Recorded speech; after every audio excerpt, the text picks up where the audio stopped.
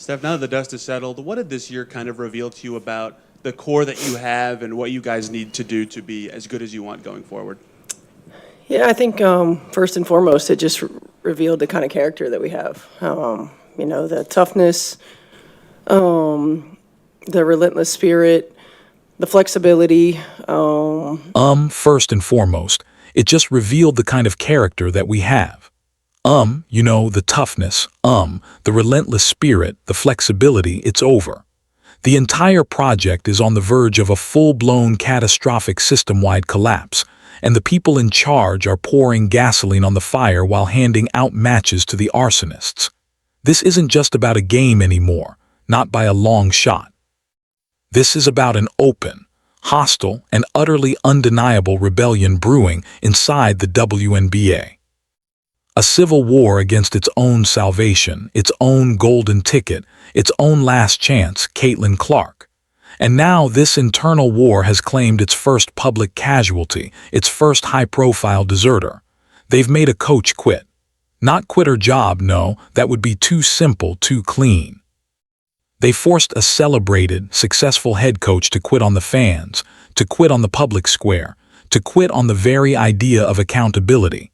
All because the truth, the raw, unfiltered truth screamed by hundreds of thousands of new fans became too loud for the crumbling establishment to ignore. This is a code red, 5-alarm fire. This is a total system failure playing out in real time. And what we are witnessing is the public execution of common sense, broadcast live for the entire world to see.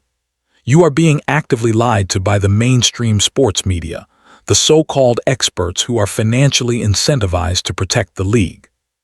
They're feeding you pathetic, condescending lines, telling you this is just rookie treatment. They're trying to convince you this is just welcome to the league physicality. It is a disgusting, transparent lie, and the fans, the real people, the ones who are actually paying the bills for this league for the very first time in its struggling history, are screaming the truth from the digital rooftops. And their screams, their righteous outrage, have finally broken through the carefully constructed wall of silence and denial. Stephanie White, the head coach of the undefeated #1 in the league Connecticut Sun, just found out what happens when you participate in the league's dirty little secret and get caught. Her team, a very good team, played the Indiana Fever. And of course, they played Caitlin Clark with absurd, unnecessary, borderline dangerous physicality. It's the only game plan anyone seems to have against her. It's the unspoken league-wide memo. If you can't outskill her, then beat her up. If you can't outshoot her, then hip-check her into the third row. It's a strategy of thuggery over talent, but this time was different. This time, the reaction wasn't just a small trickle of complaints. It was a biblical flood, an absolute tidal wave of raw, unfiltered outrage from Caitlin Clark's fan base, a fan base that is now the WNBA's entire customer base. They are sick, and they are tired of watching the league's single greatest asset get treated like a human piñata, game after game after game. Visual, a rapid, dizzying montage of social media comments flooding the screen. Show angry tweets, Instagram comments, and YouTube replies, all directed at Stephanie White and the Connecticut Sun's official accounts. Usernames are visible, messages are highlighted, disgraceful. This isn't basketball, protect your stars. The comments were brutal. They were relentless. They were absolutely unforgiving. Your team plays dirty basketball and you should be ashamed. Is this basketball or a targeted assault? The league needs to investigate. You're just another hater. Another coach filled with jealousy for a 22-year-old superstar who has more talent in her pinky than your entire team has combined. It went on for hours. A digital army of fans who see with perfect clarity what the league office, the players, and the media refuse to see. That they are actively trying to harm, to diminish, and to mentally and physically break the one person capable of making this league matter on a global scale. And what was the result of this public outcry? What happened when the truth was laid bare for all to see? Stephanie White couldn't take it. The pressure was too immense. The truth was too damaging. She deleted her ex-account. She quit. She ran away from the conversation because she has no defense. She has no justification. There is no defense for what is happening. This isn't just a coach getting some mean tweets and deciding to log off. This is a foundational crack in the entire WNBA structure. A head coach of an undefeated team, no less, was publicly shamed and forced into digital hiding by the very fans her league desperately, pathetically needs to survive. This is a massive public vote of no confidence from the entire paying public. This is the audience rising up and telling the WNBA in no uncertain terms, we see the conspiracy, we see the jealousy, we see the coordinated attacks, and we will not stand for it. We will not pay to watch you destroy your own product. Think about the terrifying message that sends throughout the entire organization, the league, the veteran players, the coaches they have, collectively created a toxic, hostile, and dangerous environment not just for Caitlin Clark on the court, but for anyone who is perceived as being part of the old guard that so clearly resents her. They've fostered a bitter us versus them mentality, and now it is blowing up in their faces in the most spectacular and public way imaginable. They really thought they could control the narrative. They thought they could send out their media mouthpieces at ESPN to spin this as normal, to gaslight the millions of new viewers, but they gravely underestimated the power of the people. They underestimated the raw, emotional, and financial investment that millions of new fans have in Caitlin Clark. This is no longer a simple sports issue. It is a full-blown cultural conflict. It's a rebellion against a fragile, insecure establishment that is so terrified of a transcendent superstar that it would rather tear the whole house down than admit she is bigger and more important than all of them combined. Visual. A slow-motion, high-definition clip of Chennedy Carter's flagrant foul on Clark replaying over and over. Then cut to a slow-motion clip of Tiara McCowan's dangerous hip check. Superimpose bold red text over the images. This is not basketball. This is a targeted assault. Let's be absolutely, brutally, and painfully clear. What we are seeing on a nightly basis is not basketball. It's a coordinated campaign of physical intimidation, tacitly sanctioned by the deafening silence of the league office and actively enabled by the disgusting jealousy of veteran players who can't stand the fact that a rookie is getting all the attention they never could. They don't double-team her. They assault her. They don't box her out. They shove her to the floor when the refs aren't looking. And the referees, they are either complicit in this campaign, incompetent beyond belief, or have been given their marching orders from above. There is no other logical explanation. We've all seen it day in and day out. The cheap shots, the off-ball shoves, the constant grabbing and holding. It is undeniable. It is a disgrace to the sport, and people like Stephanie White are the enablers. Her game plan, like every other coach's game plan this season, revolves around one central pathetic idea: physically punish Caitlin Clark until she breaks. And when the fans, the paying customers, called her out on it, she couldn't face the music. She ran. She quit the conversation. That right there is an admission of guilt. It is the single most telling moment in this entire unfolding fiasco.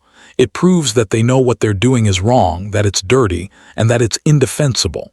They just never in their wildest dreams expected to be held accountable for it by a fan base this large and this passionate. They thought their little insulated world was safe from music, the opinions of the masses. Well, the gates have been breached. The flood is here, and the financial consequences of this coordinated campaign of self-sabotage are going to be absolutely terrifying for everyone involved. Visual, a powerful split screen. On one side, a completely sold-out arena for an Indiana Fever game with thousands of fans in Clark jerseys. On the other side, archival footage of a half-empty WNBA arena from a previous season, quiet and devoid of energy. Let us not forget the reality of this league just 6 months ago. The WNBA was, for all intents and purposes, a charity case. It was a league propped up by the NBA for decades, a financial black hole bleeding money year after year, playing in front of friends, family, and a handful of dedicated fans. It was a niche product with zero mainstream appeal. Then one woman arrived, Caitlin Clark. And overnight, she became a one-woman economic stimulus package for the entire dying organization. Ticket prices across the league are up over 200%. Viewership numbers are smashing all-time records, beating the NBA and NHL on some nights. Her jersey became the highest-selling draft pick jersey in the history of sports, for any sport, male or female, ever. She single-handedly generated so much revenue and attention that she forced the league to finally, after decades of complaints, approve charter flights for all teams. She is a one-woman economic miracle. Any sane business, any organization with a single shred of intelligence or a basic instinct for survival would wrap her in industrial-grade bubble wrap. They would mandate that referees protect her like she's a priceless national treasure. They would build every single marketing campaign, every TV spot, every social media post around her. They would make her the undisputed, unapologetic face of the league and dare anyone to challenge it. But what has the WNBA done? The exact polar opposite. They have allowed their jealous, resentful players to use her as a nightly punching bag.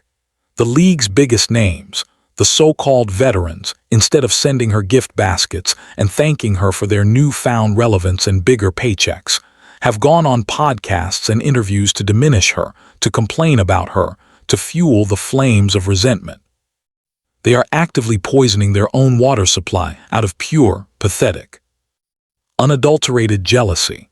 It is the single most stunning, jaw-dropping act of institutional self-destruction in the history of modern sports. They were handed a winning lottery ticket worth billions of dollars, and they have collectively decided to light it on fire. Imagine for a second if the NBA in the 1980s had decided that Michael Jordan was getting too popular. Imagine if David Stern had allowed the bad boy Pistons' dirty, thuggish tactics to go unpunished and ultimately drive Jordan out of the league. The NBA would have died. It would be a forgotten footnote in sports history. That is the exact precipice the WNBA is standing on at this very moment. They are in their Michael Jordan moment, and they are actively choosing to be the Detroit Pistons.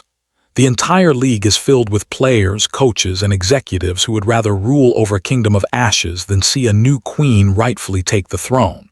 And the fans, the ones with the money and the power, see it all. I want to read you what you are saying. Because the mainstream media won't. They're too cowardly. They're too afraid to anger their league partners. But your voices are the only thing that matters anymore. Visual. A series of full-screen tweets and YouTube comments appear, highlighted one by one for maximum emphasis. Here's a comment from user JayHawksFan88. Stephanie White deleting her account is the ultimate proof. She coached the Fever last year. She knows what a generational star looks like. Now she's coaching an undefeated team. And her game plan is to have them assault Clark. She got called out and folded like a cheap suit. Cowardly. Here's another one from Sarah P22. It's a league-wide conspiracy, and it's not even hidden anymore. The vets are terrified of being replaced and forgotten. The WNBA is letting them get away with assault because the league office is weak and scared of its own players. And this one sums it all up from Real Talk Sports Guy. If Adam Silver and the NBA Board of Governors don't step in and clean house at the WNBA, this league will be bankrupt in 3 years. You cannot market a superstar and then let the other employees beat her up on national television. It's an HR, PR, and financial nightmare of epic proportions.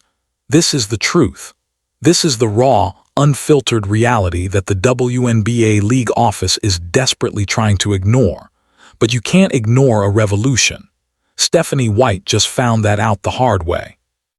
Her quitting the public square is a symbol of the entire establishment's pathetic position. They have no answers. They have no justification. They have no logical defense. All they have is a desperate flailing attempt to hold on to a sliver of power as the world changes completely around them. The longer they allow this grotesque spectacle to continue, the more permanent the damage becomes. Every cheap shot that goes uncalled, every jealous comment from a bitter veteran, every coach that implements a beat-her-up strategy chips away at the fragile foundation of this newfound success. Sponsors will not want to be associated with this chaos and dysfunction. Parents will not want their children looking up to players who act like bullies on the court. The casual fans, The millions upon millions that Caitlin Clark brought in will get disgusted and they will leave. And when they leave this time, they are never, ever coming back. They will leave behind a league that is more irrelevant, more of a joke, and more bankrupt than. It was before she even arrived. That will be their legacy.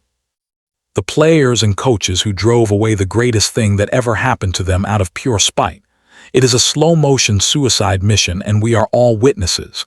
We are watching a league choose to die. It's a terrifying, humiliating, and completely avoidable disaster. And what's the alternative? A competent league. A league run by people who understand business. A league that understands marketing. League that protects its most valuable assets. The blueprint is right there. Look at the NFL with its quarterbacks. You breathe too hard on a quarterback, you get a 5-yard penalty and a massive fine. Look at how the NBA cultivated its stars. They created rules to open up the floor for scorers to showcase their greatness. They understood that fans pay to see Michael Jordan, not to see him get mugged by Bill Wnba. The Wnba has actively rejected this proven model for success. They have chosen the path of chaos. They have chosen the path of resentment. They have chosen the path of self-immolation. And now they must face the fiery consequences. This Stephanie White situation is the canary in the coal mine. It is the first public undeniable sign that the establishment is cracking under the immense weight of the fans' outrage. They can't hide anymore. They can't pretend this isn't happening. We are watching. We have the receipts. We have the social media posts. We have the endless video clips. The evidence is overwhelming and it is damning. This is a desperate, last-gasp attempt by a dying institution to cling to a past that nobody cared about, while simultaneously strangling the golden future that everyone wants to see. It cannot, and it will not stand. The collapse is coming if a dramatic top-down change is not made, and made immediately. The commissioner needs to step in with an iron fist. Hefty fines need to be handed out for every single dirty play. Suspensions need to happen. A clear, unambiguous, and public message needs to be sent to every player and every coach. Caitlin Clark is the future. And if you stand in her way, if you try to harm her, you will be removed. Anything less is a declaration of war on the fans, on progress, and on the very survival of their league. So, I'm asking you directly, what do you see when you watch these games? Do you see tough, hard-nosed Snort's defense? Or do you see a targeted, coordinated campaign of physical and psychological intimidation? Do you see a coach deleting her social media as a random act of self-care, or do you see it for what it is, a panicked admission of guilt in the face of overwhelming public pressure? The battle lines have been drawn. The mainstream media will not tell you the truth. The league will not admit what's happening. It's up to us. It's up to the fans who are actually paying attention and keeping this league afloat. Let me know in the comments right now. Because your voice matters more than ever. Are you standing with Caitlin Clark and the future of sports, or are you siding with the crumbling, jealous, and self-destructive establishment that is desperately trying to tear her down before she can even get started? The choice is yours. This is a defining moment, and the whole world is watching to see who wins.